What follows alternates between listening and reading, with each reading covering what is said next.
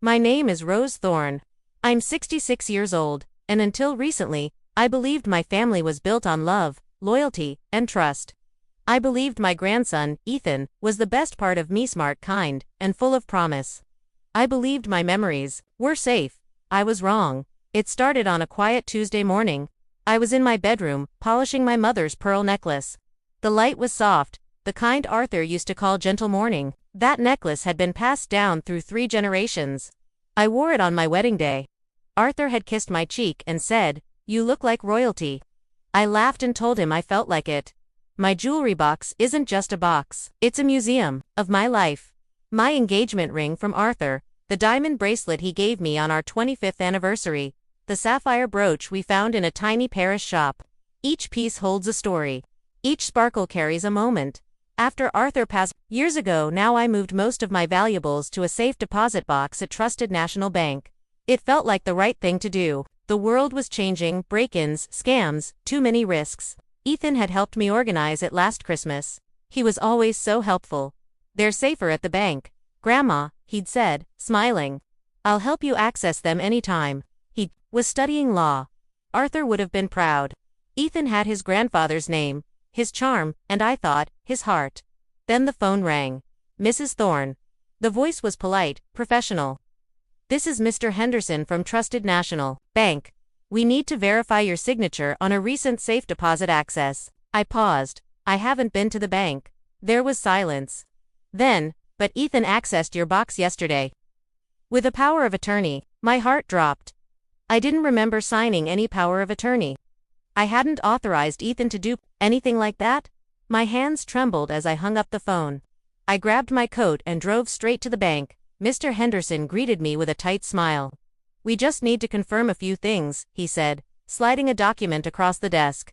I stared at it. Power of attorney. Ethan Thorne, authorized representative for Rose Thorne. My name was there, but the signature, it wasn't mine. It was shaky, uneven, like someone trying to mimic my hand. I felt sick. "Can we check the box?" I asked, voice barely above a whisper. He nodded. We walked down the long corridor to the vault. The air was cold. The walls echoed with silence. "Box 717. He turned the key. I opened the door. Empty, not just the jewelry. Gone were Arthur's letters, our marriage certificate, even the lock of baby hair I'd saved from Ethan's first haircut. Everything. Every piece of my past. Every memory I'd tried to protect. I couldn't breathe. I sat down on the bench outside the vault, my hands shaking. Tears blurred my vision. I felt violated, betrayed, alone. And then someone sat beside me. Double quotes, Mrs. Thorne. A woman's voice, firm, steady. I looked up. She wore a security uniform. Her posture was straight, military. Her eyes were sharp, but kind. "I'm Maggie O'Connell," she said. "I knew Arthur. We served together." I blinked. "You knew my husband?" She nodded. "He was a good man, always talked about you. Said you were the strongest person he knew." I couldn't speak. Maggie leaned closer and slipped me a folded note. I saw Ethan accessing the box. "I have footage." I stared at her. "Why are you helping me?" She smiled. "Because Arthur helped me once, and because I hate seeing good people get hurt." I opened the note. It was simple, a time, a date, a USB drive mentioned. I looked back at the empty vault. My grandson hadn't just stolen jewelry, he'd stolen Arthur's legacy. And Maggie. She was about to help me steal it back. I met Maggie O'Connell the next morning at a diner near the bank. She wore a leather jacket over her security uniform, her silver hair pulled back in a tight braid. She looked like someone who'd seen War and Won. "I remember Arthur," she said, stirring her coffee. "He was stubborn, brave. Always had a soft spot for you." I smiled. "He used to say you were the only person who could outstare a general." Maggie chuckled. "He wasn't wrong." She slid a small USB drive across the table. I pulled the footage. "Ethan came in 3 times last month, each time with a different woman." My stomach turned. "Different women?" She nodded. "First visit, he brought a tall blonde, told the teller he just needed your will. Second time, a redhead, said the power of attorney gave him full access. And the third." Maggie's eyes narrowed. "He came alone. That's when he emptied the box." I felt cold. "He took everything." She nodded. "Jewelry, documents. Even the envelope labeled Arthur's letters." I saw him stuff it all into a black backpack. I closed my eyes. He knew what those letters meant to me. Maggie leaned in. The blonde. That's Jessica, Ethan's fiancée. She's a notary. My eyes snapped open. The power of attorney was notarized by Jessica, Maggie said. I checked. Her license was suspended last year for fraud. I couldn't believe it. Ethan had used his fiancée to forge legal documents to rob me. Maggie pulled out her phone and showed me screenshots. Jessica had an online alias, Notary Night. She'd been flagged on forums for selling fake stamps. Her sister also in the footage was listed as an accomplice. They've done this before, Maggie said. Targeted elderly women, widows, anyone with assets. I felt sick. Arthur would have called it treason. Maggie nodded. And we're going to make it public. We spent the afternoon digging. Maggie had contacts. I had memories. Together, we built a timeline. Ethan's plan was simple and cruel. Step 1. Convince me to store everything in the bank. Step 2. Forge a power of attorney. Step 3. Use Jessica to notarize it. Step 4. Empty the box. Step 5. Sell the jewelry online. Step 6. Buy a beach house. A beach house. I stared at the screen. Photos of oceanfront listings. Messages between Ethan and Jessica. Asterisk, once we close, Grandma can visit. Asterisk, visit. He was planning to use my memories to fund his vacation. Maggie tapped the table. We need to catch them red-handed. I nodded. How? Tell Ethan you found Arthur's hidden will, she said. Say it's in the box. Say it changes everything. I hesitated. He'll come running. Exactly, Maggie said.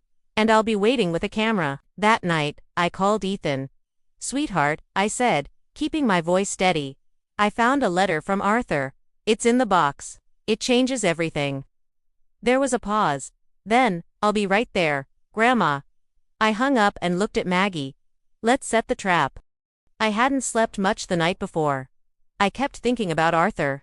About the way he used to say, if someone steals from you, don't just take it back, make them regret ever touching it. He was never cruel. But he believed in justice, in dignity, so I decided to fight. Maggie and I met early at the bank. She wore her uniform, this time crisp, commanding. She tucked a tiny camera into my purse, angled just right to catch everything. I felt nervous, but also ready. Ethan arrived right on time. He walked in like he owned the place. Designer jacket. That same easy smile. Jessica followed behind him, heels clicking, lips painted red. She looked like she was headed to a party, not a crime scene. Grandma, Ethan said, hugging me lightly, what letter did you find? I kept my voice calm. Arthur wrote it before he died. Said it was for family only. It's in the box. Jessica leaned in. Is it a will? I nodded. It changes everything. Ethan's eyes flickered. Greed, panic, curiosity. All at once, we walked down the corridor to the vault. Maggie followed at a distance, pretending to check the security monitors. Inside the vault room, Ethan turned to Jessica. Once she signs the access forms, we'll say we found the letter in the box. Jessica nodded. The POA gives us control. We're covered. Ethan looked at me. Grandma, you trust me, right? I didn't answer. He turned back to Jessica. Once we sell the jewelry, we'll buy the beach house. She can visit.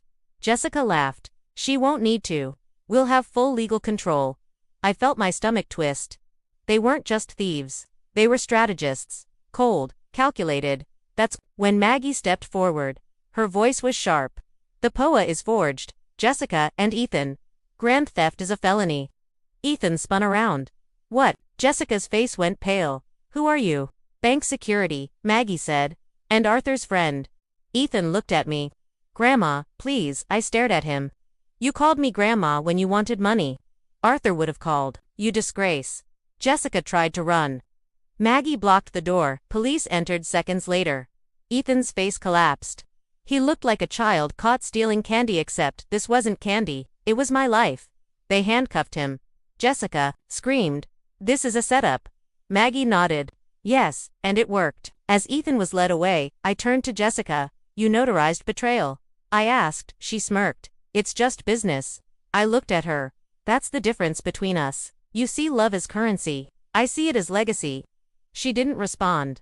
I walked out of the vault room, Maggie beside me, and for the first time in weeks, I felt like Arthur was walking with me too.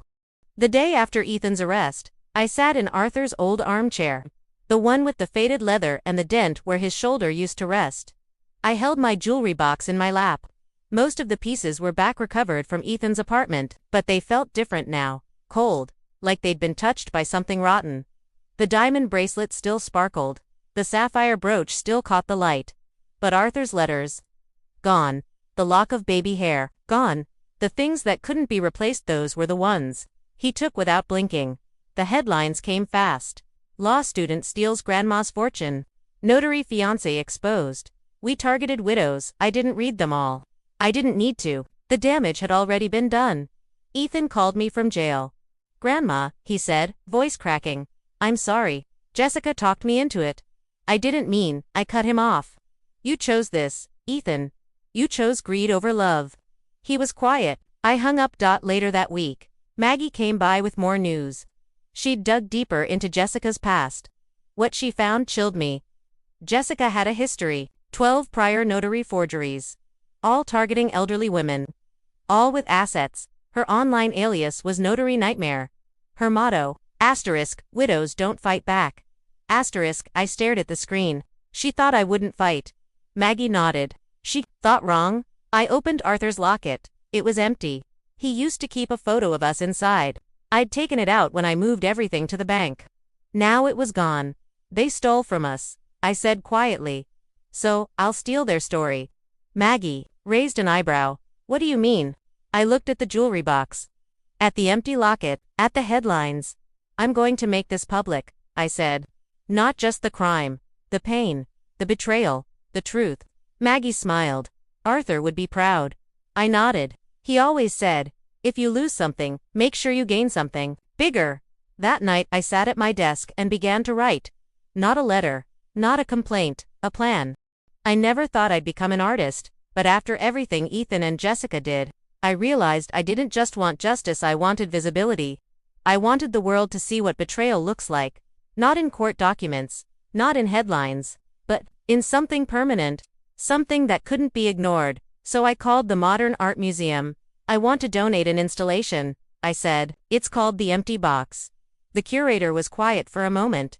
Then she said, "Tell me more." I did. We started with the safe deposit box itself. Box 717. The one Ethan emptied. The one that once held my life. We mounted it on a pedestal, welded shut. No one would ever open it again. Then came the plaque. This box held Rose Thorne's life, emptied by her grandson, Ethan Thorne. On date, I insisted on using his full name. Not out of spite, out of truth. Next, we built the wall. On it, we displayed the forged power of attorney. Ethan's fake signature. Jessica's notary stamp. Maggie's security footage, looped silently on a screen. No narration. Just the raw moment. Ethan said, "Once we sell the jewelry, we'll buy the beach house."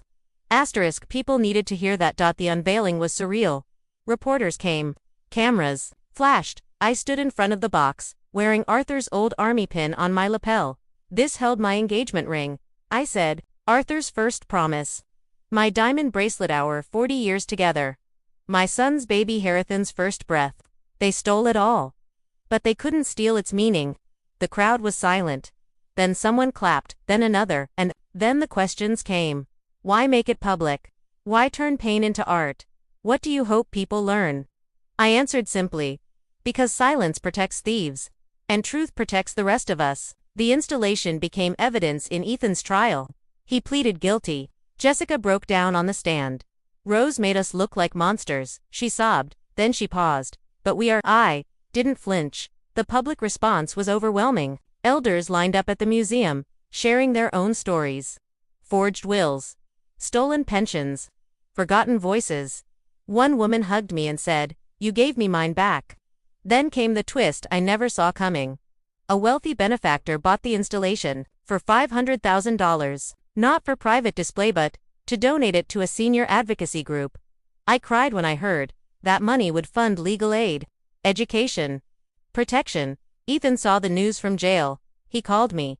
"You humiliated me," he said. I didn't yell.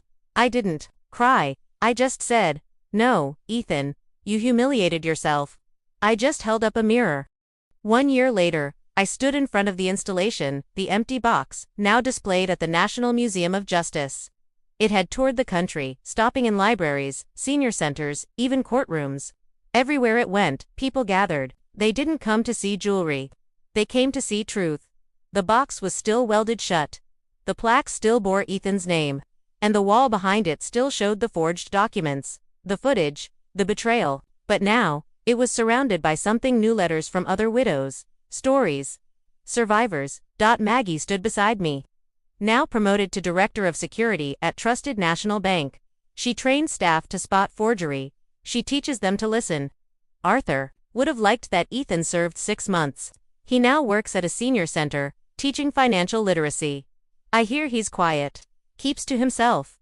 I haven't spoken to him since the trial. But I know he reads the news. I know he sees the installation. I know he knows.